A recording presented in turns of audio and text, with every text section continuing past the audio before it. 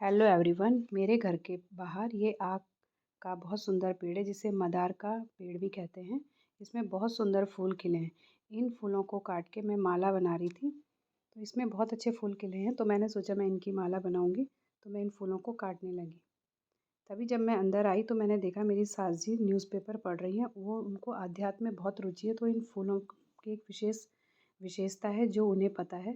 तो मैं ये फूल लेकर उनके पास गई और मैंने उनसे कहा कि आप मुझे इस फूल के बारे में कुछ बताइए।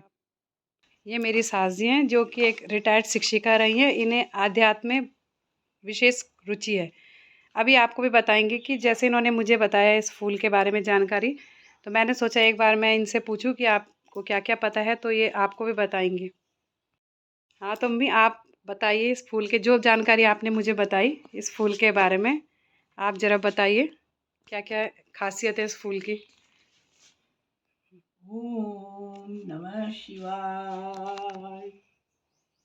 ये पुष्प जो है, अर्क का पुष्प जो है, बड़ा पुनीत, बहुत ही पवित्र पुष्प माना जाता है। और हमारे शिव पुराण में इसकी महात्म्य बड़े विशद रूप में कहा गया है। इसको शिव का रूप माना जाता है। और यह साक्षात नारायण सूर्य का भी रूप कहा जाता है। और तीसरी बात जो यह है कि हमारे बुद्धि, शक्ति और ज्ञान के जो देवता हैं, सिद्धि, शुभ लाभ, सिद्धि रिद्धि के और परम ज्ञान के प्रदाता हैं, जिनको पहले ही सबसे पहले वेदों का प्राकट्य जिनकी भाषा में हुआ है, वो गणेश के साक्षात रूप में पूजे जाते हैं। इसे मंदार पुष्प कहते हैं। अच्छा। शिव को बहुत प्रिय है।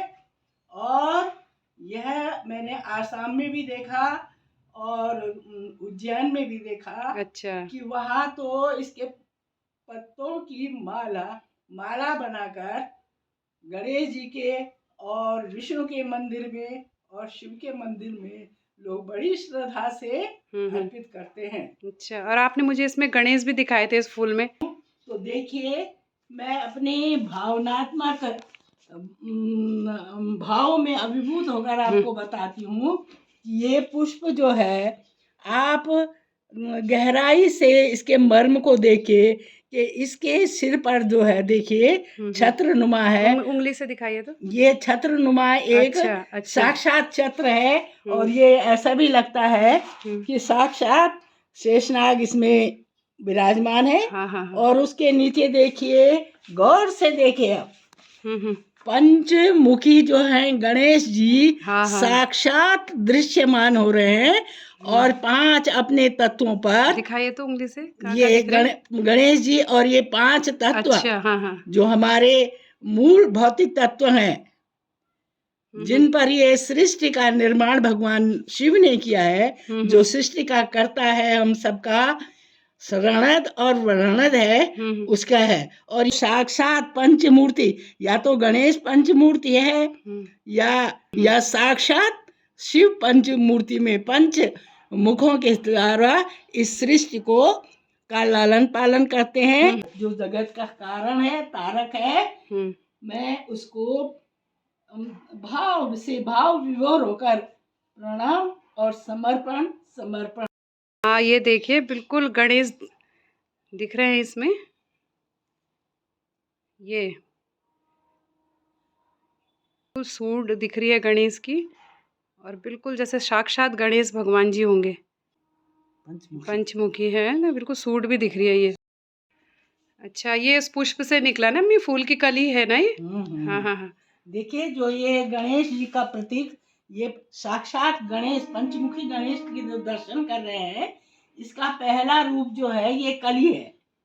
ये कली इतनी सुंदर है कि मैंने देखा कि उज्जैन में मैंने देखा और आसाम में मैंने देखा कि लोग इसकी मालाएं बनाकर बड़े भावोद्रेक होकर भगवान शंकर के लिंग पर इसको चढ़ा रहे थे, विष्णु की मूर्ति पर इसे चढ़ा रहे थे, और हनुमान जी की मूर्ति पर श्रद्धा से जैसे दूर्वा चढ़ाई जाती है, वैसे ही ये चढ़ाई जाती और है। इसकी माला भी बहुत सुंदर लगती है इसकी बनने माला के ना। ये कई रंग का होता है, एक तो श्वेत है और एक हल्का बैंगनी शेड लिए होता है। अच्छा, और लगती भी बहुत सुंदर है माला, बहुत सुंदर लगती है। गजरा जैसे गजरे होंगे। और गजरे के रूप में रुद्राभिषेक जब होता है तो इस माला का विशेष महत्व है। जैसे कमल पुष्प की माला और अन्य पारिजात वगैरह की और जाति पुष्प की सुंदर सुंदर मालाएं, वैसे ही ये अर्क पुष्प के कलियों की सुंदर भव्य माला भी भगवान को रिझाने वाली होती है। हाँ। और इसको मैं नमन करती हूँ। आपने बहुत अच्छी जानकारी दी, इससे सबको इस पुष्प के बारे में और इस पौधे के बारे में पता चला। नहीं तो हम अधिकतर इस पौधे को घर के बाहर, तो सबके घर के बाहर रहता है, लेकिन हम उसको अधिकतर ऐसे ही समझते हैं कि मतलब ऐसे ही है ये पौधा, लेकिन आपने हमें उसकी इतनी अच्छी जानकारी दी। आशा है आप सभी को इन फूलों की विशेषता पता चली होगी, जो कि मेरी सास जी ने बताई थी। फिर मैंने इन फूलों की जो कलियां हैं उनको काट के बहुत सुंदर सी माला बनाई। इसकी माला बहुत सुंदर बनती है, बिल्कुल जैसे गजरे की तरह। फिर मैंने ये माला शंकर भगवान को चढ़ाई। अगर आपको यह जानकारी पसंद आई है जो मेरी सास जी ने बोली है, तो आप लाइक, कमेंट और सब्सक्राइब कीजिए। इस तरह की और जानकारी के लिए आप मेरे चैनल को सब्सक्राइब कीजिए। Thank you.